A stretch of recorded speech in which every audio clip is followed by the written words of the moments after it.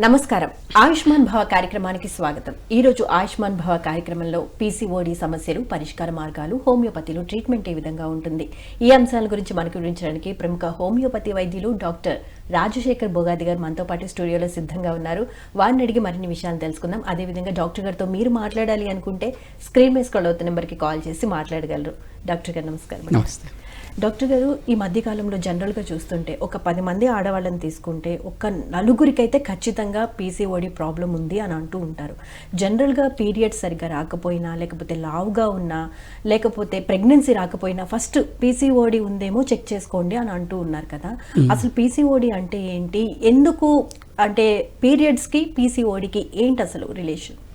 చూడండి, పీసీఓడి అంటే polycystic ovarian disease అండి.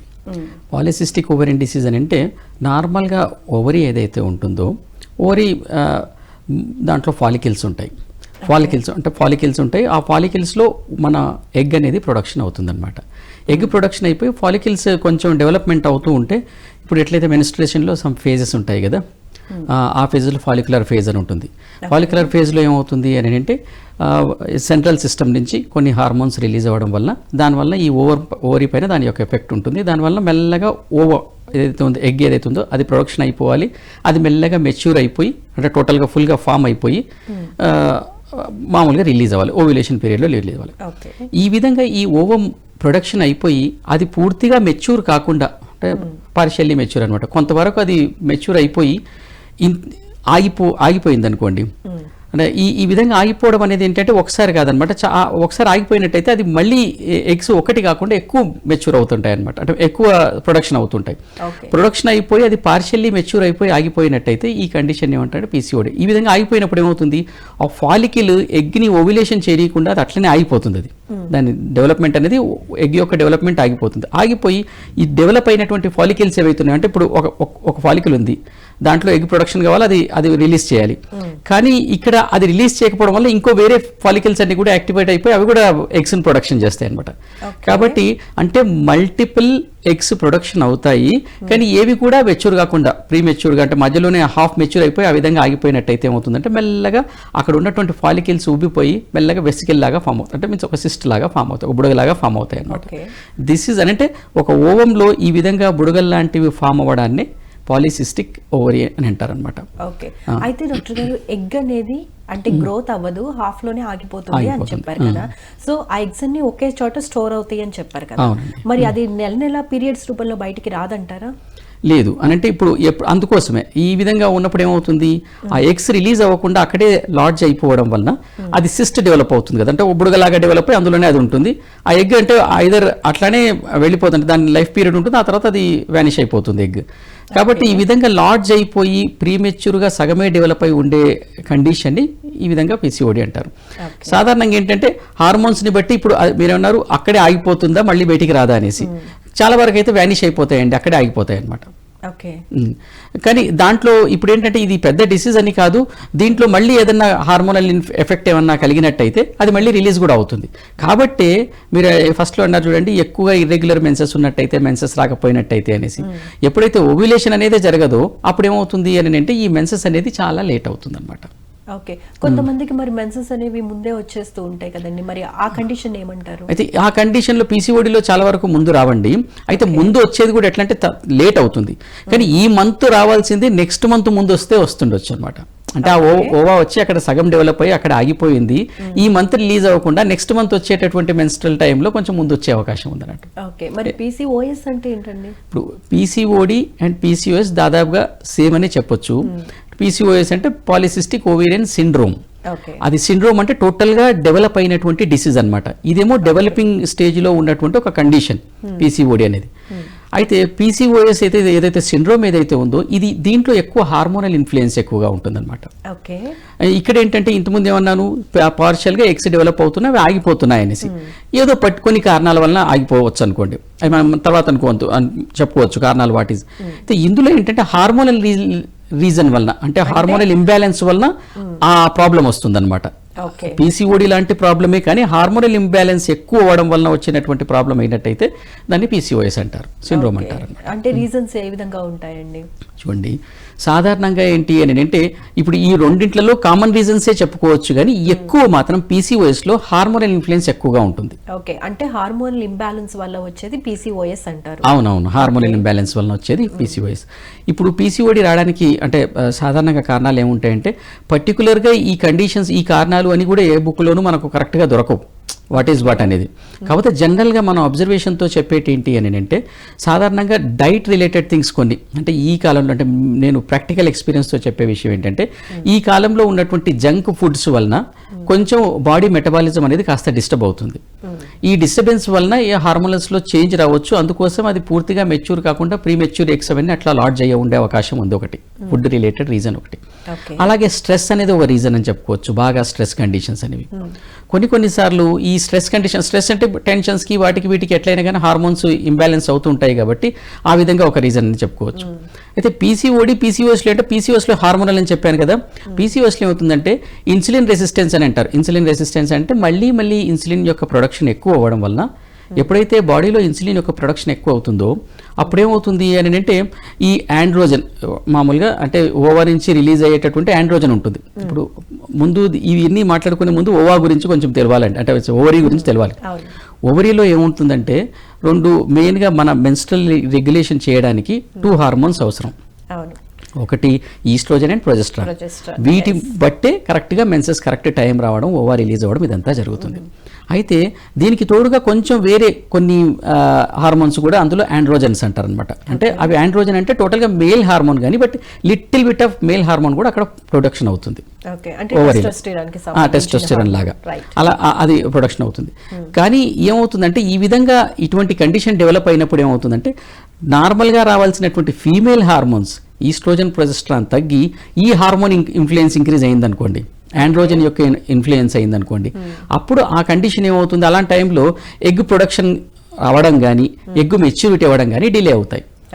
ఎగ్ మెచ్యూరిటీ డిలే అవుతుంది అండ్ చాలా ఎగ్స్ ప్రీమెచ్యూర్ ఎగ్స్ అన్ని అక్కడ లాడ్జ్ అవుతున్నాయి, ఇది పీసీఓడి. అండ్ పీసీఓఎస్ కండిషన్లో ఏమవుతుందని అంటే అసలు ఎగ్ ప్రొడక్షనే కాకపోవచ్చు కొన్నిసార్లు. ఎందుకు అని అంటే ఈ హార్మోన్స్ తగ్గిపోయి ఫీమేల్ హార్మోన్స్ తగ్గిపోయి ఆండ్రోజన్ యొక్క కంటెంట్ ఎక్కువ అవుతుంది. అయితే ఇక్కడ నేను అన్నాను కదా అసలు రీజనే హార్మోనల్ రీజన్ అంటే ఏ హార్మోన్ రీజన్ అంటే ఇన్సులిన్ రీజన్. ఏంటంటే ఇప్పుడు ఇన్సులిన్ ఏంటి ప్యాంక్రియాస్ నుంచి రిలీజ్ అయ్యి జనరల్ గా ఈ పీసీఓడి గాని పీసీఓఎస్ ప్రాబ్లం ఉన్న వాళ్ళకి షుగర్ కూడా వచ్చే అవకాశం చాలా ఎక్కువ అక్కడ పీసీఓడి అంటేనేమో పర్వాలేదు ఓవర్కి, పీసీఓడి ఇంకా కొంచెం స్టెప్స్ ముందుకు వెళ్ళిపోతే పీసీఓఎస్ అనుకుందాం. ఇక్కడ అంటే సింపుల్ గా అర్థం చేసుకోవాలంటే పీసీఓఎస్ అనేది దీనికంటే కొంచెం స్ట్రాంగ్ రూపం అనమాట. ఇందులో ఏమవుతుంది అని అంటే ఇన్సులిన్ రెసిస్టెన్స్ ఉండడం అని అంటే ఇన్సులిన్ మళ్ళీ రిలీజ్ అవ్వడం. ఇన్సులిన్ మళ్ళీ రిలీజ్ అవుతున్నప్పుడు ఏమవుతుంది, ఇన్సులిన్ కంటెంట్ అనేది ఇంక్రీజ్ అయినట్టయితే ఏమవుతుందంటే ఆండ్రోజన్ కూడా ప్రొడక్షన్ ఎక్కువ అవుతుంది, అంటే మేల్ హార్మోన్ యొక్క ప్రొడక్షన్ ఎక్కువ అవుతుంది. ఎప్పుడైతే ఫీమేళ్లలో మేల్ హార్మోన్ యొక్క ప్రొడక్షన్ ఎక్కువ అవుతుందో ఫీమేల్ హార్మోన్స్ అవి తగ్గుతాయి. కాబట్టి ఓవా ప్రొడక్షనే ఉండదు, అంటే ఎగ్ ప్రొడక్షనే ఉండదన్నమాట. కాబట్టి అంటే దీంట్లో రీజన్స్ అని చెప్పుకోవాలని అంటే ఒకటేమో ఇన్సులిన్ రెసిస్టెన్స్, ఇన్సులిన్ ఎక్కువ రిలీజ్ అవ్వడం, ఒకటేమో ఆండ్రోజన్ ఎక్కువ ఇంక్రీజ్ అవ్వడం, ఇంకొకటి ఏంటంటే కొంతమందిలో హెరిడిటరీ ఒక రీజన్ ఉంటుందండి. వాళ్ళ పేరెంట్స్లో కానీ ఇలా విధంగా హెరిడిటరీ హిస్టరీ ఏమైనా ఉన్నట్టయితే కూడా వాళ్ళలో కొంతమందిలో ఆ ఒక టెండెన్సీ ఉంటుంది బ్లడ్లో, కాబట్టి బాడీలో టెండెన్సీ ఉంటుంది. కాబట్టి కొన్ని రకాల స్ట్రెస్కి ఎక్స్పోజ్ అయినప్పుడు వాళ్ళలో ఇమ్యూన్ సిస్టమ్ కొంచెం డిస్టర్బెన్స్ వస్తే ఇది వచ్చే అవకాశం ఉంది, అంటే వంశపారంపర్యంగా వచ్చే ఛాన్సెస్ కూడా ఉన్నాయి. అండ్ ఇంకో చాలా మందికి ఎప్పుడు ఏదో ఇన్ఫ్లమేషన్ ఎప్పుడు నడుస్తుంటుంది బాడీలో, ఎప్పుడు చూసినా బాడీ డల్గా ఉందండి అని అంటుంటారు. ఏమో ఈ మధ్యన చాలా డల్గా ఉందండి అనే వాళ్ళు ఉంటారు చాలా వరకు. ఈ డల్గా ఏంటి అని అంటే మనం ఒకవేళ వాళ్ళకి టెస్ట్ చేయించినట్టయితే కొంచెం ఈ సిఆర్పి కానీ ఇలాంటి లెవెల్స్ ఇంక్రీజ్ అయ్యి ఈఎస్ఆర్ కొంచెం ఇంక్రీజ్ అయ్యింది.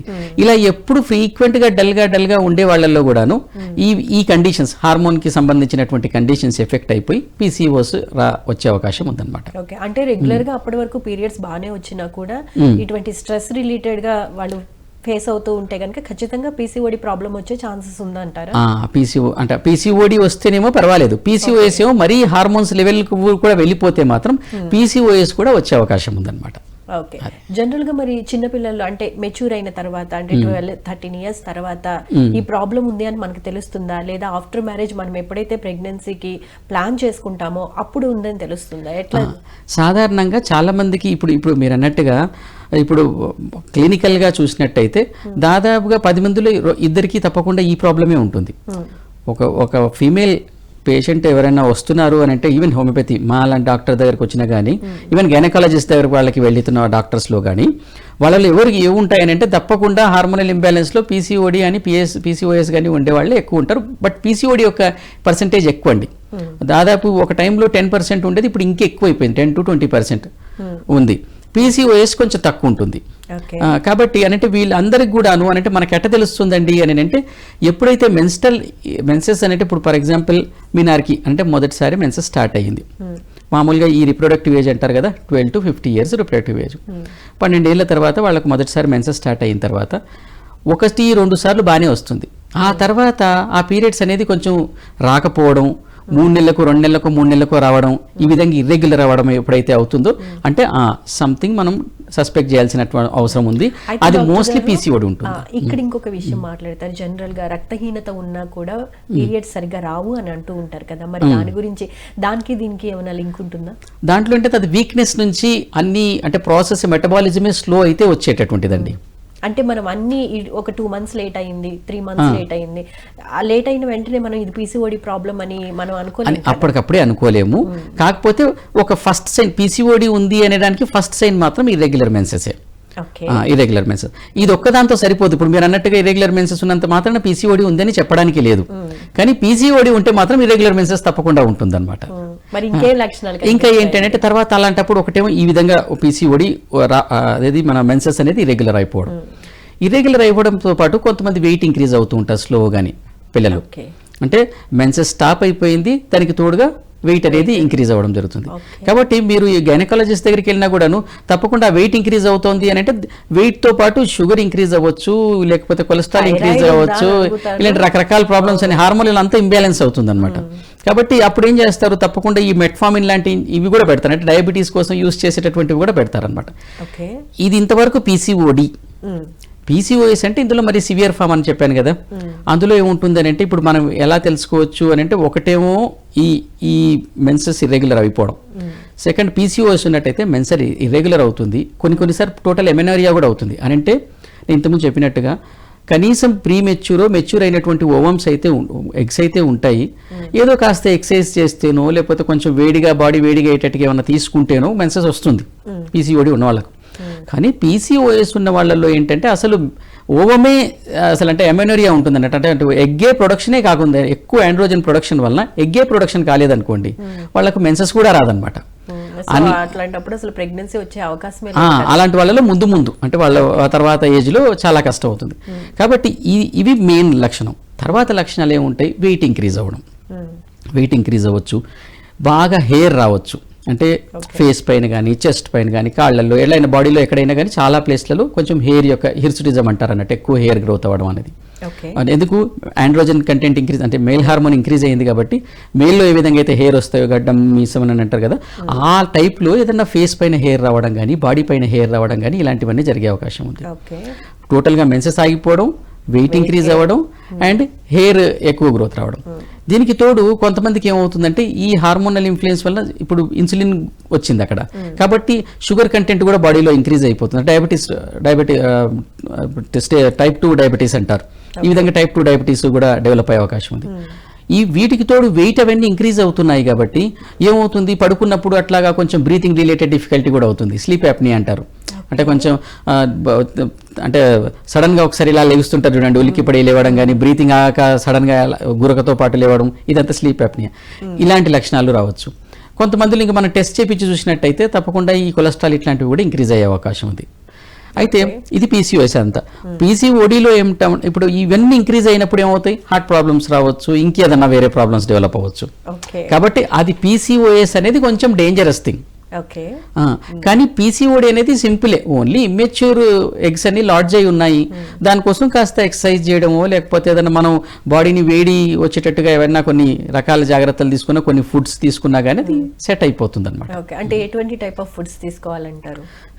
సాధారణంగా మనం అంటాం కదండి, బాడీ వేడెక్కాలి అని అంటే నువ్వులు తీసుకోండి, నువ్వులు అంటే బెల్లంతో చేసిన నువ్వులు తీసుకోండి అనేసి అలా తీసుకోవడం కానీ, లేకపోతే ఈ పపాయా తినడం కానీ, ఇవన్నీ చేసినట్టయితే ఏదైనా అంటే లేట్ అవుతున్నటువంటి మెన్స్ట్రుయేషన్ అనేది కొంచెం ఎర్లీ వచ్చే అవకాశం ఉందన్నమాట. సాధారణంగా కొంతమంది పైనాపిల్ జ్యూస్ తాగమని అంటారు, టర్మరిక్ వాటర్ తాగమని అంటారు, పసుపు నీళ్ళు ఇలాంటివన్నీ. ఇవి తాగితే కొంచెం బాడీలో హీట్ ఎక్కేసి ఆ సగం ప్రొడక్షన్ అయింది ఏదైతుందో అది కొంచెంగా ప్రొడక్షన్ అయిపోయి ఓం రిలీజ్ అయ్యే అవకాశం ఉంటుంది అనమాట. ఓకే. మరి జనరల్ గా చూస్తే కనుక ఎప్పుడైతే పీరియడ్ వచ్చింది 28 days కి సైకిల్ ఆర్ 30 days కి సైకిల్ అని అంటూ ఉంటారు. సో కొంతమందికి బిఫోరే అంటే 15 days కి 20 days కి కూడా వచ్చేస్తూ ఉంటుంది కదా, అది కూడా ప్రాబ్లమే అని అనుకోవాలంటారా? అది కూడా ప్రాబ్లం ఏంటంటే ఒక్కోసారి ఏమో లేట్ అవుతుంది. లేట్ అయిపోయింది అని అంటే జనరల్గా దీని లక్షణం మెయిన్ లేట్ అవ్వడమే, అంటే ఓవ్యులేషనే జరగకుండా ఉండడం. కానీ ఆ ఓవ్యులేషన్ ఎంత లేట్ అవుతుందంటే ఒక ఓము ఈసారి ఓవ్యులేషన్ కాలేదు, మనం ఏం చేస్తాం, ఏదో హార్మోనల్ పిల్స్ ఏదో మళ్ళీ ప్రొజెస్ట్రాన్ ఈస్ట్రోజన్కి సంబంధించిన టాబ్లెట్స్ ఏమన్నా ఇచ్చినట్టయితే అది ముందుకు తోసేసి ఓం రిలీజ్ అయిపోయింది ఈసారికి. కానీ ఇక్కడ లాడ్జ్ అయిపోయినాయి కదా ఓమ్స్ అన్ని, అంటే ఎగ్స్ అన్ని చాలా లాడ్జ్ అయిపోయాయి కదా, అంటే ఆ ఇమ్మెచ్యూర్ అన్ని కూడాను.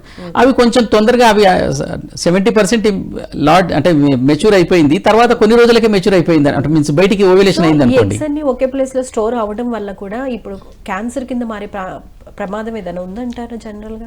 అప్పుడు అంటే పీసీఓడి కండిషన్ లో ఓన్లీ అవి లాడ్జ్ అయిపోయి అక్కడ వరకే ఉంటాయి. కానీ పీసీఓఎస్ కండిషన్ లో ఒకవేళ అవి అట్లా లాడ్జ్ అయి ఉన్నట్టయితే అలా ఉన్నట్టయితే అప్పుడు హార్మోనల్ ఇంబ్యాలెన్స్ అట్లాంటిది ఎక్కువగా ఉన్నట్టయితే ఏవి నేను అన్నట్టుగా హార్ట్ రిలేటెడ్ డయాబెటీస్, ఈ కొలెస్ట్రాల్ ఇంక్రీజ్ అవ్వడాలు ఇట్లాంటివన్నీ ఉన్నట్టయితే అది లాంగ్ రన్ లో ఏమన్నా క్యాన్సరస్ రిలేటెడ్ థింగ్స్ కి వచ్చే అవకాశం ఉంది. కానీ సింపుల్ పీసీఓడిలో అట్లా ఏం కాదు, ఓన్లీ ఒకే ఒక సిమ్టమ్, స్ట్రాంగ్ సిమ్టమ్ ఏంటి అంటే irregular menses, second thing wait increase అవ్వడం. ఓకే. మరి ఇర్రెగ్యులర్ మెన్సెస్ వస్తున్నాయి, మరి అప్పుడు ఏం చేయాలంటారు జనరల్ గా? ఈ పీసీఓడి అక్కడతో స్టాప్ అయిపోవాలి అని అనుకుంటే కనుక అప్పుడు ఏం చేయాలి అని అంటే దీనికి కారణం ఏంటి, ఒకవేళ కారణం ఏంటి అనేది మనం అనాలిసిస్ చేయాలన్నట్టు. ఫర్ ఎగ్జాంపుల్ డాక్టర్ గారు గైనకాలజిస్ట్ దగ్గరికి వెళ్ళినట్టయితే వాళ్ళ కారణం ఏమున్నప్పటికీ కూడాను మెయిన్ సిమ్టమ్ ఏముంది, అక్కడ హార్మోన్స్ తక్కువ ఉన్నాయి కాబట్టి ఆ హార్మోన్స్ ఇచ్చినట్టయితే అప్పటికప్పుడైతే మెన్సెస్ వస్తుంది. అంటే హార్మోన్ ఇంబ్యాలెన్స్ బ్యాలెన్స్ చేస్తాం. కొంతకాలం వరకు అలా బ్యాలెన్స్ చేస్తూ వెళ్ళినట్టయితే మళ్ళీ అదంతా కదే సెట్ అవుతుంది అనేది అక్కడ ప్రిన్సిపల్, అక్కడ అభిప్రాయం అన్నట్టు. కానీ దానికంటే ముందు అసలు ఎందుకు వచ్చింది అనే దాంట్లో మనం రీజన్ చూసుకున్నట్టయితే ఆ రీజన్స్ని మనం కవర్ చేసుకోవాలి, అంటే మీన్స్ ఆ కారణాలు లేకుండా చూసుకోవాలి. ఇప్పుడు ఫర్ ఎగ్జాంపుల్ ఏంటంటే స్ట్రెస్ నుంచి వచ్చింది అనుకోండి, వాట్ ఈజ్ స్ట్రెస్, ఏం స్ట్రెస్ నుంచి వచ్చింది? ఫర్ ఎగ్జాంపుల్ మొదటిసారి ప్యూబర్టీ వచ్చింది, వచ్చినప్పుడు ఇప్పుడు టీనేజ్లో రకరకాల చేంజెస్ వస్తాయి బాడీలో, వాళ్ళు బయట చూసే వాతావరణంలో కూడా రకరకాల టెన్షన్స్ రావచ్చు. అంతదాకా 6th క్లాస్ వరకు ఒక విధంగా ఉంటుంది, 7th నుంచి ఒక విధంగా ఉంటుంది. కాబట్టి ఆ కండిషన్ని మనం అర్థం చేసుకుని వాళ్ళకి ఏం చేయాలి, ఎలాంటి కౌన్సిలింగ్ ఇవ్వాలి, ఎలా ఏం చెప్పాలి, దేనివల్ల వాళ్ళకు ఆ టెన్షన్ అనేది తీరుతుంది అనేది ఒకవేళ స్ట్రెస్ నుంచి డెవలప్ అయినట్టయితే దాన్ని ఆ విధంగా క్యూర్ చేయొచ్చు. అంటే అది జాగ్రత్త. ఉంటే గనుక కంపల్సరీగా ఇర్రెగ్యులర్ పీరియడ్స్ వస్తాయి. అవును. అది పీసీఓఎస్ ఉంటే గనుక ఇర్రెగ్యులర్ పీరియడ్స్ తో పాటు అసలు అంటే ఎగ్ అనేది రిలీజ్ ప్రొడక్షనే ఉండదు కాబట్టి ప్రెగ్నెన్సీ వచ్చే ఛాన్సెస్ అసలు చాలా తక్కువగా ఉంటాయి. డాక్టర్ గారు, ఈ పీసీఓడి కానీ పీసీఓఎస్ ప్రాబ్లం కానీ ఉన్న వాళ్ళకి ప్రెగ్నెన్సీ అనేది ఖచ్చితంగా రాదు అంటారా? ఎందుకంటే ఎగ్ రిలీజ్ అనేది అవ్వట్లేదు కదా, సో అటువంటప్పుడు ప్రెగ్నెన్సీ వచ్చే ఛాన్స్ ఉంటుందా, అసలు ప్రెగ్నెన్సీ అనేది రాదా? చూడండి, సింపుల్గా చెప్పాలంటే పీసీఓడి అనేది మరీ అంత మేజర్ ప్రాబ్లం కాదు. ఓన్లీ అక్కడ ఎగ్స్ అయితే ప్రొడక్షన్ అయ్యాయి కానీ అవి ఇమ్మెచ్యూర్గా ఉన్నాయి, వాటిని మెచ్యూర్ చేసినట్టయితే ఓవ్యులేషన్ అయిపోతుంది. కాబట్టి పీసీఓడి ఉన్నంత మాత్రాన ప్రెగ్నెన్సీ రాదు అనేది అసలు ఏమీ ఉండదు. పీసీఓడి ఉన్నప్పటికీ కూడాను సాధారణంగానే ప్రెగ్నెన్సీ వస్తుంది, వాళ్ళ ప్రెగ్నెన్సీ అంతా కూడా నార్మల్గానే జరిగిపోతుంది. పీసీఓడి ప్రాబ్లం ఎవరికైనా ఉంటే కనుక వాళ్ళు అసలు ఇబ్బంది పడాల్సిన అవసరం లేదు, వాళ్ళ దాని గురించి టెన్షన్ లేదు. పీసీఓఎస్ ఉన్నట్టయితే కొంచెం కష్టం అనమాట, అక్కడ కూడాను కష్టం, అక్కడ కొంచెం ప్రెగ్నెన్సీ రావడం కష్టం అనమాట. కాబట్టి పీసీఓఎస్ ఉన్న వాళ్ళల్లో ఈ కాంప్లికేషన్ ఏముంటుంది అని అంటే ఇన్ఫర్టిలిటీ ఉంటుంది అనేసి, అంటే అసలే ఎగ్ రిలీజ్ కాకపోయినట్టయితే, ఆండ్రోజన్ కంటెంట్ మరీ ఎక్కువైపోయి అసలు ఎగ్గే రిలీజ్ కాకపోతే వాళ్ళలో ప్రెగ్నెన్సీ రావడం కష్టం. కానీ అలా పీసీఓఎస్ ఉన్న వాళ్ళల్లో కూడాను ప్రెగ్నెన్సీ వస్తుంది. కొన్ని రకాల జాగ్రత్తలు తీసుకొని కొంచెం హార్మోనల్ ట్రీట్మెంట్ కానీ లేకపోతే హార్మోన్స్ కరెక్ట్గా ప్రొడక్షన్ అయ్యేటటువంటి ట్రీట్మెంట్ కానీ తీసుకున్నట్టయితే అది సెట్ అయిపోతుంది అనమాట. కాబట్టి పీసీఓడి ఉన్నా పీసీఓఎస్ ఉన్నా ప్రెగ్నెన్సీ అయితే వస్తుంది. పీసీఓడి ఉన్న వాళ్ళలో కాంప్లికేషన్స్ కూడా ఏమి రావు. ఒకసారి ప్రెగ్నెన్సీ వచ్చిన తర్వాత ఇంకా పీసీఓడి గురించి పెద్ద పట్టించుకోవాల్సిన అవసరం లేదు. ఎందుకంటే ఒకసారి అక్కడ మీన్స్ ఒకసారి ఫిక్స్ అయిపోయి అంటే జైగోట్ అది మామూలుగా ఫర్టిలైజ్ అయినటువంటి ఎగ్ అక్కడ ఫిక్స్ అయిపోయి వచ్చిందంటే ఇంక ఇది వదిలిపెట్టచ్చు, పీసీఓడి గురించి టెన్షన్ లేదు. కానీ పీసీఓఎస్లో ఏమవుతుంది, వేరే హార్మోన్స్ కూడా ఇంబ్యాలెన్స్ అవుతున్నాయి కాబట్టి అంటే షుగర్ ఇంక్రీజ్ అవుతుంది, ఇవన్నీ ఆండ్రోజన్ ఇంక్రీజ్ అవుతుంది, ఇంకేమన్నాను కొలెస్ట్రాల్ ఇంక్రీజ్ అవుతుంది, డయాబెటీస్ రావచ్చు, బీపీ రావచ్చు, ఇలాంటివన్నీ ఉంటాయి. కాబట్టి ప్రెగ్నెన్సీ వచ్చిన తర్వాత ఏమవుతుందంటే పీసీఓఎస్ ఉన్న వాళ్ళు జాగ్రత్తలు చాలా తీసుకోవాల్సి వస్తుంది. ఎందుకంటే ఆ విధంగా ఉన్నప్పుడు ఏమవుతుందంటే ఈ వాళ్ళలో కొన్నిసార్లు అబార్షన్ అయిపోయే అవకాశం ఉందన్నమాట సరిగా ఈవెన్ ప్రెగ్నెన్సీ వచ్చిన తర్వాత కూడాను. పోనీ అలాగే ప్రెగ్నెన్సీ మంచి కంటిన్యూ అయిపోయినా కూడాను షుగర్ ఇంక్రీజ్ అయిపోతే ఏమవుతుంది, ప్రెగ్నెన్సీ ఇండ్యూస్డ్ డయాబెటీస్ వచ్చే అవకాశం ఉంటుంది. ఓకే, పోనీ అంతదాకా అది కూడా జాగ్రత్త పడ్డారు అంతా అంటే బీపీ ఇంక్రీజ్గా అయి ఉంటుంది కదా. కాబట్టి ఆ బీపీ మరీ ఎక్కువ అయిపోయింది ప్రెగ్నెన్సీ టైంలో లేదంటే డెలివరీ టైంలో అంటే ఎక్లెంషియా వస్తుంది, అంటే ఫిట్స్ వస్తుంది అనమాట. ఇవన్నీ వస్తే పుట్టే బిడ్డ కూడా కొంచెం అటు ఇటుగా అయిపోయే అవకాశం ఉంది, అంటే ఏదో స్టిల్ బర్త్ లేకపోతే ఇంకేదన్నా కాంప్లికేషన్స్ కూడా వచ్చే అవకాశం ఉంది. కాబట్టి పీసీఓఎస్ ఉన్న వాళ్ళల్లో ప్రెగ్నెన్సీ వచ్చినప్పటికీ చాలా జాగ్రత్తలు తీసుకోవాల్సి వస్తుంది అనమాట, అంటే డెలివరీ అయ్యే వరకు. కానీ పీసీఓడి లో ఉన్న వాళ్ళకి ఒకసారి ప్రెగ్నెన్సీ వచ్చిందంటే వాళ్ళకు ఉన్న విషయం వాళ్ళు మర్చిపోవచ్చు, నార్మల్ గానే ఉంటుంది. హలో హలో అమ్మా, నమస్తే అండి. మీ పేరు ఎక్కడి నుంచి మాట్లాడుతున్నారు? మా పేరు భారత, జైచల్ సైడ్ నుండి మాట్లాడుతున్నాం అమ్మా. ఓకే అండి, ప్రాబ్లం ఏంటో డాక్టర్ గారికి చెప్పండి. చెప్పండి. నమస్కారం అండి. మాట్లాడండి సార్. నమస్కారం. నమస్తే అమ్మా. అయితే మా అమ్మాయి 27 సంవత్సరాలు ఉంటాయి, పెళ్ళయి 2 సంవత్సరాలు అయింది. ఓకే. ఒకసారి 3 నెలలు ప్రెగ్నెన్సీ అయ్యి హార్ట్ బీట్ లేదని అప్పుడు తీసేసారు. ఓకే. మళ్ళొక్కసారి నెల మీద 10 రోజులు అందులో పక్క ట్యూబ్ లో బేబీ తయారైందని దాన్ని ట్యూబ్ తీసేసారు. ఇక ఎందుకని ఒక హాస్పిటల్లో టెస్ట్ చేపిస్తే హోమ్ సిస్టైన్ అనే దాంట్లో మాట 11% ఉండేది 33% ఉందని చెప్పారు.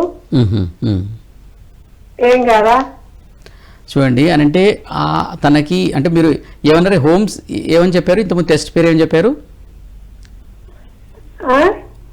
టెస్ట్ పేరు ఏం చెప్పారు? టెస్ట్ పేరు హోమ్ సిస్టైన్ అట. సిస్ట్ అంటున్నారా?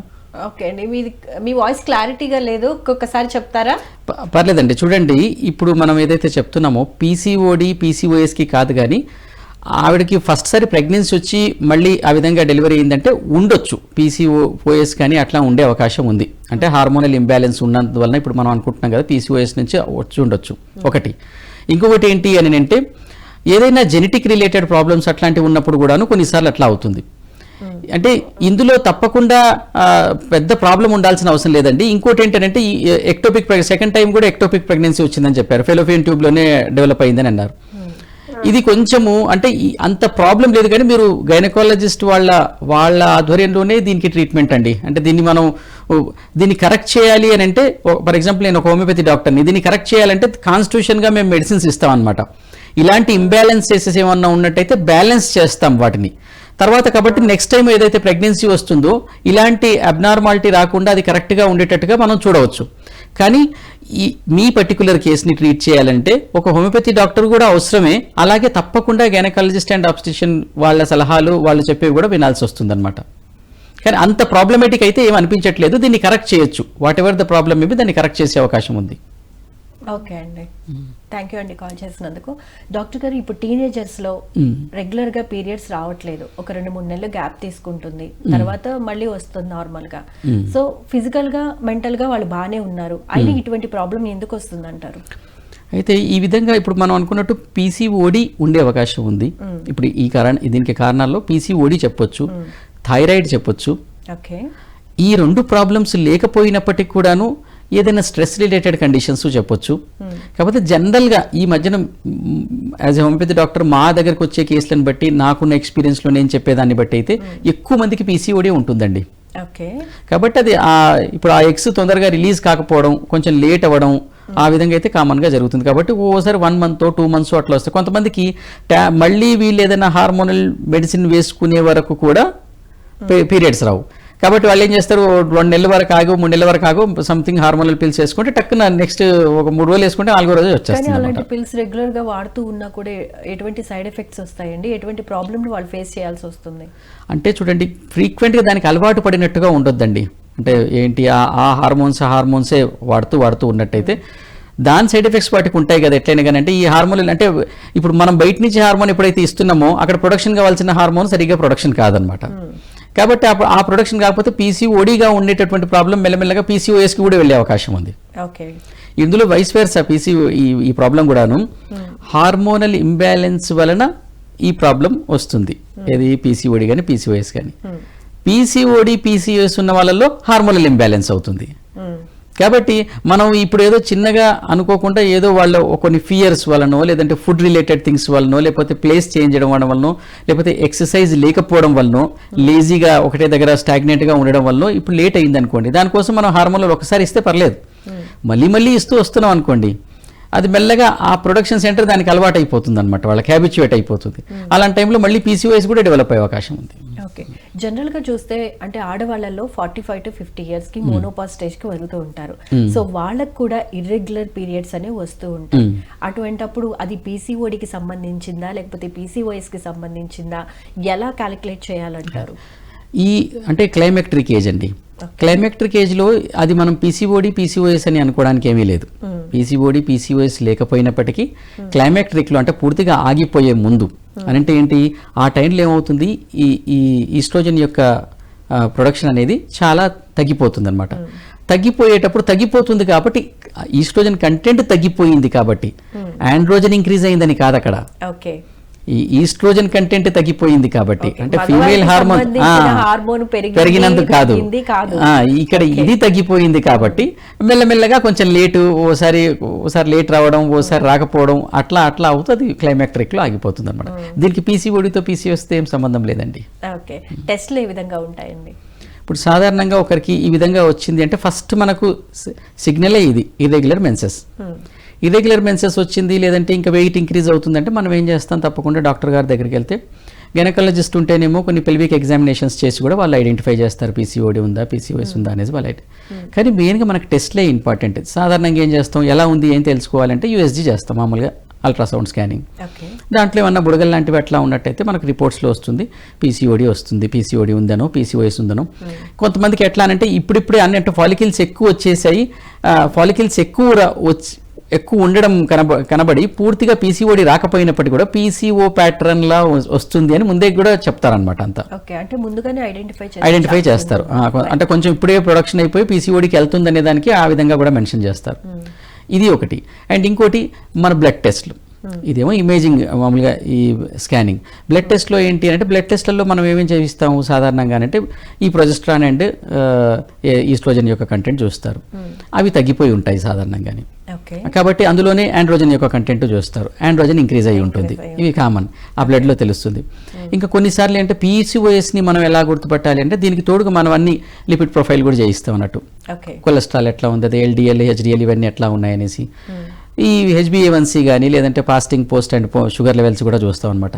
షుగర్ లెవెల్స్లో కూడా పీసీఓఎస్లో అవి ఆల్టర్ అయ్యి ఉండే అవకాశం ఉంది. కొలెస్ట్రాల్ ఆల్టర్ అవుతుంది, ఇవే ఆల్టర్ అవుతుంది, బీపీ కూడా ఇంక్రీజ్ అవుతుంది. ఈ విధంగా కొన్ని రకాల టెస్టులు కానీ ఇవన్నీ చేసిన తర్వాత మనకు తెలుస్తుంది అంటే whether it is PCOD are PCOS అనేది మనం గుర్తుపట్టచ్చు అన్నమాట. తీసుకునే ఆహారం ఎంత ప్రభావితం చూపిస్తూ ఉంటుందండి ఈ ప్రాబ్లమ్స్? అయితే ఇప్పుడు ఇంతకుముందు చూడండి అంటే ఒక 20 years బిఫోర్ పీసీఓఎస్లు పీసీఓడిలు ఆ వర్డ్స్ అంత ఎక్కువ అసలు ఎక్కడ వినిపించేవే కాదు, చాలా తక్కువ, వెరీ రేర్. కానీ ఈ మధ్యన మెన్సెస్ ఇరెగ్యులర్ అయ్యిందంటేనే ఇదే అయిపోయింది. అంత చూసినప్పుడే అంటే నా దగ్గరికి వచ్చే వాళ్ళల్లో నేను చూస్తుంది అంటల్లో 14-15 years అమ్మాయి ఒక 10 మంది వచ్చారనుకోండి, 8 members ఇవే ఉంటుంది, మెన్స్ట్రల్ ఇర్రెగ్యులారిటీ తప్పితే ఇంకేం ఉంటుంది, ఇదే ఉంటుంది అనమాట. కాబట్టి వీళ్ళు ఏముంది అని అంటే మనం సాధారణంగా ఎక్స్పీరియన్స్తో చూసినట్టు ఏంటంటే అంత జంక్ ఫుడ్ ఒక మెయిన్ రీజన్ అని చెప్పొచ్చండి. కాబట్టి ఫుడ్ విషయంలో మనం ఏం తింటున్నాం అనేది చూసుకొని దాని ప్రకారంగా ఇంకోటి ఏంటంటే షుగర్ కంటెంట్ ఎక్కువ తింటున్నప్పుడు వాళ్ళలో కొంచెం ఎక్కువ మనం అబ్జర్వ్ చేస్తాం. ఎందుకు షుగర్ ఎక్కువ తింటున్నామా అని అంటే దాని తగ్గట్టుగా ప్యాంక్రియాస్ ఏం చేస్తుంది, ఇన్సులిన్ రిలీజ్ చేస్తుంది. ఇన్సులిన్ రిలీజ్ అయితే అక్కడ ఆండ్రోజన్ కంటెంటింగ్ ఇన్సులిన్ ఇంక్రీజ్ అయింది కాబట్టి దీని ఇంక్రీజ్ అవ్వడం వల్ల ఆండ్రోజన్ ఇంక్రీజ్ అవుతుంది. ఇంకా అక్కడి నుంచి మెల్లగా ప్రాబ్లమ్ స్టార్ట్, పీసీఓడి తర్వాత పీసీఓఎస్ అన్నట్టు వెళ్ళిపోతుంది అనమాట. కాబట్టి వీలైనంత వరకు కార్బోహైడ్రేట్ డైట్ అనేది మనం తక్కువ తీసుకోవాలి. అవన్నీ వస్తున్నట్టున్నా కానీ మెన్స్ట్రల్ ఇర్రెగ్యులారిటీస్ ఉన్నా కానీ కార్బోహైడ్రేట్ అంటే షుగర్స్ అనేవి తక్కువ తీసుకోవాలి. కార్బోహైడ్రేట్స్ తక్కువ తిని ప్రోటీన్స్ కానీ కొంచెం లిటిల్ బిట్ ఆఫ్ ఫ్యాట్స్ కానీ, అంటే అవి కూడా మంచి ఫ్యాట్స్ ఏవైతే ఉన్నాయో అని అంటే మీన్స్ ఆర్గానిక్ ఫ్యాట్స్ ఏవైతే ఉంటాయో అలాంటివి కొంచెం ఇంక్రీజ్ చేసుకోవాలి. అంటే ఇది షుగర్ని తక్కువ తినాలి. ఇది ఒక మెయిన్ థింగ్. అండ్ ఇంకోటి ఏంటి, వెయిట్ ఇంక్రీజ్ కాకుండా ఏవైతే జాగ్రత్తలు తీసుకుంటామో, ఎలాంటి ఫుడ్స్ తీసుకుంటామో ఆ విధంగా మనం తీసుకోవాల్సి వస్తుంది అనమాట. అక్కడ కూడా వెయిట్ ఇంక్రీజ్ కాకుండా ఉండాలంటే కూడా మనం షుగర్ అనేది తక్కువ తినాలని అంటాం అనమాట. కాబట్టి అది ఒక రెస్ట్రిక్షన్, అంటే అది తక్కువ తీసుకోవాలి. అండ్ తీసుకోవాల్సింది ఏంటంటే వీలైనంత వరకు మనం ఫ్రూట్స్ కానీ ఎక్కువ తీసుకోవడం, వాటర్ ఎక్కువ తాగడం, అండ్ ఎక్సర్సైజ్ తప్పకుండా చేయడం. తప్పకుండా రోజు అంటే వారంలో తప్పకుండా ఒక 5 days తప్పకుండా ఒక 20 minutes to half an hour exercise అయితే చేయమని చెప్తారనమాట. అంటే మీన్స్ ఇప్పుడిప్పుడే ఈ విధంగా ఇర్రెగ్యులర్ అవుతోందండి అని అంటే. అండ్ ఇంకోటి మనం తప్పకుండా కొంచెం లేట్ అవుతోంది పీరియడ్స్ అని అన్నప్పటికీ కూడా మనకు అలా అనిపిస్తేనే ఇప్పుడు మనం ఇంతకుముందు అనుకున్నట్టుగా ఈ పపాయ జ్యూస్ తాగడము, లేకపోతే ఈ పైనాపిల్ జ్యూస్ తాగడము, టర్మరిక్ వాటర్ తాగడము, ఇలాంటి కొంచెం బాడీని హీట్ ఉంచేటట్టుగా ఎక్సర్సైజ్ చేయడం అండ్ ఇలాంటివి తాగుతున్నట్టయితే, డైట్ రిలేటెడ్ ఇవి తీసుకుంటున్నట్టయితే మెన్సెస్ అప్పటికైతే ఆ సగం మెచ్యూర్ అయిపోయిన ఎగ్ పూర్తిగా మెచ్యూర్ అయి బయటకు వచ్చేస్తుంది అన్నట్టు. ఓకే, మరి జనరల్ గా చూస్తే కనుక నీటి బుడగలు ఉన్నాయి అంటే గర్భాశయంలో నీటి బుడగలు ఉన్నాయి, అందుకని ప్రెగ్నెన్సీ రావట్లేదు అని అంటూ ఉంటారు కదా. నీటి బుడగలు ఎందుకు ఫామ్ అవుతాయండి? ఇప్పుడు నీటి బుడగ, ఇప్పుడు సిస్ట్ అంటే బుడగ, అందులో వాటర్ ఉండొచ్చు, కొన్నిసార్లు బ్లడ్ ఉండొచ్చు. ఇప్పుడు ఏమవుతారంటే జనరల్గా ఓవేరియన్ సిస్ట్ అంటారు. ఒకవేళ ఈ సిస్ట్లు, ఈ బుడగలు ఎక్కువగా అన్ని ఫాలికిల్స్ అన్ని చిన్న చిన్నగా లావుగా అయిపోతే దట్ ఈస్ పాలిసిస్టిక్ ఓవరీ. అలా కాకుండా ఏదో 1-2 మాత్రం మరీ పెద్దగా సైజులోకి వెళ్ళిపోయాయి అనుకోండి, దాంట్లో వాటర్ నిండుకొని ఉండొచ్చు, లేకపోతే ఇంకేదైనా ఫ్లూయిడ్ నిండుకొని ఉండొచ్చు, బ్లడ్ నిండుకొని ఉండొచ్చు. డార్క్ కలర్ బ్లడ్ ఉంటే చాక్లెట్ సిస్ట్ అంటారు, లేదంటే హిమోరేజిక్ సిస్ట్ అంటారు. ఈ విధంగా నిండుకునే అవకాశం ఉంది. కానీ ఈ విధంగా సిస్ట్లు ఉన్నాయంటే తప్పకుండా ఈ ప్రొడక్షన్ అది ఒకళ్ళు పెద్ద సిస్ట్లు వచ్చాయనుకోండి, అప్పుడు తప్పకుండా ఇర్రెగ్యులర్ మెన్సెస్ అయితే అవుతుంది. అది ప్రమాదకరం అంటారా? అది ఒకవేళ బ్లాస్ట్ అయితే కొన్నిసార్లు ప్రమాదం అండి, బ్లడ్ ఉన్నటువంటివి అట్లాంటివి. కాబట్టి అంత పీసీఓడి వరకు మనం ప్రమాద కింద తీసుకోలేం. పీసీఓఎస్లోనేమో అది కాంప్లికేషన్స్ వస్తాయి కదా ముందు ముందు, అంటే కొంతమందికి హార్ట్ ప్రాబ్లమ్స్ వస్తాయి, ఇలాంటివి కూడా వచ్చేస్తాయి అనమాట. ఇంకా ముందుకు వెళ్ళిన తర్వాత ఎక్కువ ఉన్నట్టయితే, దాన్ని కేర్ చేయకపోయినట్టయితే. సరే, పిల్లలు పుట్టేశారు, ఆ తర్వాత ఒక 2-3 years తర్వాత ఇర్రెగ్యులర్ పీరియడ్ స్టార్ట్ అయింది, ఆ తర్వాత నీటి బుడగలు ఫామ్ అయినాయి, సంథింగ్ ఏదో చెప్పారు, అప్పుడు కూడా సీరియస్ గా తీసుకోవాలంటారా? ఆల్రెడీ పిల్లలు ఉన్నారు కాబట్టి మనం పట్టించుకోవాల్సిన అవసరం లేదు అని నెగ్లెక్ట్ చేస్తే సరిపోతుంది అంటారా? ఆ టైంలో కూడా నెగ్లెక్ట్ చేయకూడదు. ఎందుకంటే పీసీఓడి వరకు ఓకేనండి, పీసీఓడి అప్పుడు కాంప్లికేషన్స్ మెయిన్ గా మనం చెప్పుకున్నట్టుగా షుగర్, వాళ్ళకి డయాబెటీస్ వచ్చే అవకాశం ఉంది, వెయిట్ చాలా ఎక్కువైపోయే అవకాశం ఉంది. ఇప్పుడు కొంచెం ముందు వస్తేనేమో హెయిర్ ఇంక్రీజ్ అయింది, అరే మెయిల్ ప్యాటర్న్ లాగా ఇలా గడ్డం లాగా కనపడుతుంది, అలా ఉంటాయి. కానీ ఏజ్ వచ్చిన వాళ్ళలో కూడా అవన్నీ ఇంక్రీజ్ అవుతాయి. కాబట్టి వాళ్ళలో ఇంకా డేంజర్ ఎక్కువ. తర్వాత ఏమవుతుంది, ఈ ఏవైనా హార్ట్ రిలేటెడ్ ప్రాబ్లమ్స్ వచ్చే అవకాశం ఉంటుంది. కాబట్టి వాళ్ళు తప్పకుండా ఆ టైంలో సిస్ట్ వచ్చినా ఏమొచ్చినా కానీ దానికి తగ్గటువంటి ట్రీట్మెంట్ తప్పకుండా తీసుకోవాల్సిందే. లేదంటే అట్లీస్ట్ ఇప్పుడే మనకు అరే మెన్సెస్ ఇర్రెగ్యులర్ అయ్యింది, పిల్లలు ఉన్నారు, అంతా ఉన్నారు, కానీ మెన్సెస్ ఇర్రెగ్యులర్ అవుతుంది అని అంటే కనీసం ఆ టైంలో ఈ ఫుడ్కి సంబంధించిన జాగ్రత్తలు, స్ట్రెస్ని రిలీవ్ చేసుకునేటటువంటి జాగ్రత్తలు, వెయిట్ తక్కువ ఉంచుకునేటటువంటి జాగ్రత్తలు, ఇలాంటివి మనం తప్పకుండా తీసుకోవాలన్నమాట. ఓకే, లైఫ్ స్టైల్ని ఎలా చేంజ్ చేసుకోవాలని అంటారు? ఇప్పుడు ఇంతకుముందు చెప్పినట్టుగా exercise is the best way అన్నట్టు. తప్పకుండా వారంలో తప్పకుండా 5 రోజులన్నా మీరు తప్పకుండా అట్లీస్ట్ ½ an hour అన్నా ఎక్సర్సైజ్ చేస్తూ ఉండాలి. తర్వాత ఒకటి ఎక్సర్సైజ్ అంటే సమ్ సార్ట్ ఆఫ్ బాడీని వేడెక్కించి కొంచెం స్వెట్ బయటకు వచ్చేటట్టుగా చేసుకోవడం అన్నట్టు. ఇంతకుముందు మనం అనుకున్నటువంటి ఫుడ్ రిలేటెడ్ థింగ్స్ ఏవైతే ఉన్నాయో, what ever it may be అని అంటే షుగర్ కంటెంట్ తక్కువగా ఉండేటటువంటి ఫుడ్ రిలేటెడ్ థింగ్స్ తీసుకోవడం అన్నమాట. ఈ విధమైనటువంటి లైఫ్ చేంజెస్ చేసుకోవాలి. ఓకే, మరి ఈ పీసీఓడి కానీ పీసీఓఎస్ ప్రాబ్లం ఉంది, వెయిట్ గెయిన్ అవుతున్నారు, సో మనం తినే తిండిని తగ్గించిన వెయిట్ అనేది కంట్రోల్ అవ్వట్లేదు అంటే ఏం చేయాలంటారు? మరి ఇప్పుడు అంటే తినే తిండిని తగ్గించినా కానీ అని అంటే ఇప్పుడు అలాంటప్పుడు ఏంటి చేయాలంటే ఇప్పుడు ఆ ప్రొజెస్ట్రాన్ ఈస్ట్రోజన్ ఎక్కువ ఇంక్రీజ్ అయ్యేటటువంటి మెడిసిన్స్ వాడాలి. డాక్టర్ గారు, పీసీఓడి వల్ల పెద్ద ప్రాబ్లం ఏమి ఉండదు, పీసీఓఎస్ వల్ల సో మెనీ ప్రాబ్లమ్స్ ఉంటాయని చెప్పారు కదా. సో హోమియోపతిలో ట్రీట్మెంట్ అనేది ఏ విధంగా ఉంటుందండి? ఎలా ఇస్తారు? మీ దగ్గరకు వచ్చే పేషెంట్స్ని పీసీఓడినా పీసీఓఎస్ అని ఎలా డివైడ్ చేసి వారికి ఎటువంటి ట్రీట్మెంట్ అనేది ఇస్తూ ఉంటారు? చూడండి, ఒక పేషెంట్ ఇర్రెగ్యులర్ మెన్సెస్తో మన దగ్గరకు వస్తారు. కొంతకాలం నుంచి మాకు 3 monthsకి ఒకసారి మెన్సెస్ వస్తుందండి, లేదంటే కొంతమంది ఏం చెప్తారంటే 3-4 months అయినా కానీ అన్లెస్ మేము ట్యాబ్లెట్స్ యూస్ చేయకపోతే, హార్మోనల్ ట్యాబ్లెట్స్ యూస్ చేయకపోతే రావడం లేదు. ఇలాంటివి ఎక్కువ ఉంటాయి. అంటే ట్యాబ్లెట్స్ వేసుకుంటేనే వస్తుంది, లేదంటే రావట్లేదు. మిడిల్ ఏజ్ వాళ్ళు కానీ ఎస్పెషల్గా ఇలాంటివన్నీ మిడిల్ ఏజ్ వాళ్ళలో ఎక్కువ ఉంటుంది. అంటే మీరు అన్నట్టుగా ఇంతకుముందు పిల్లలు పుట్టిన తర్వాత వచ్చిన వాళ్ళల్లో ఇలాంటి కండిషన్ వస్తుంది. ఇలాంటప్పుడు ఏం చేస్తామంటే మేము ఫస్ట్ మనం ఇది ఎలాగో లాంగ్ టైం నుంచి వస్తున్నటువంటి కండిషన్ కాబట్టి కాన్స్టిట్యూషన్గానే ఇస్తాం. అంటే మొత్తం పర్సనాలిటీ ఓరియంటెడ్గా మనం మెడిసిన్ ఇస్తాం. అప్పుడు ఆ టైంలో మేము ఏం చెప్తాము అని అంటే, చూడండి, మెన్సెస్ రాకపోయినంత మాత్రాన మీకు పెద్ద వచ్చే ప్రాబ్లం ఏం లేదు. పీరియడ్స్ 1 or 2 months వరకు లేట్ అయినా కానీ పర్వాలేదు. వస్తే ఏం ప్రాబ్లం వస్తుందంటే వెయిట్ ఇంక్రీజ్ అవుతుంది. ఫస్ట్ వెయిట్ ఇంక్రీజ్ అవ్వడం కానీ, లేదంటే ఏదైనా హెయిర్ గ్రోత్ అవ్వడం కానీ, ఇలాంటి సమస్య ఏమైనా ఉన్నట్టయితే మనం పరుగు స్టార్ట్ చేయాల్సి వస్తుంది. కానీ బట్ నార్మల్గా ఉంటే అంత పెద్ద ప్రాబ్లం కాదు. కాబట్టి 1-2 months ఇప్పుడు మనం మెడిసిన్ స్టార్ట్ చేసాం, కాన్స్టిట్యూషన్గా ఈ మెడిసిన్ యొక్క ఎఫెక్ట్ వచ్చేసి అది నార్మల్ లెవెల్కి తీసుకొని రావాలంటే కొంత సమయం పడుతుంది హోమియోపతి మెడిసిన్లో. కానీ దీన్ని మనం మెల్లమెల్లగా పూర్తిగా క్యూర్ చేసే వైపుకి వెళ్తుంది కాన్స్టిట్యూషన్గా ఇచ్చినప్పుడు. సో పర్మనెంట్ సొల్యూషన్ అనేది ఉంటుంది.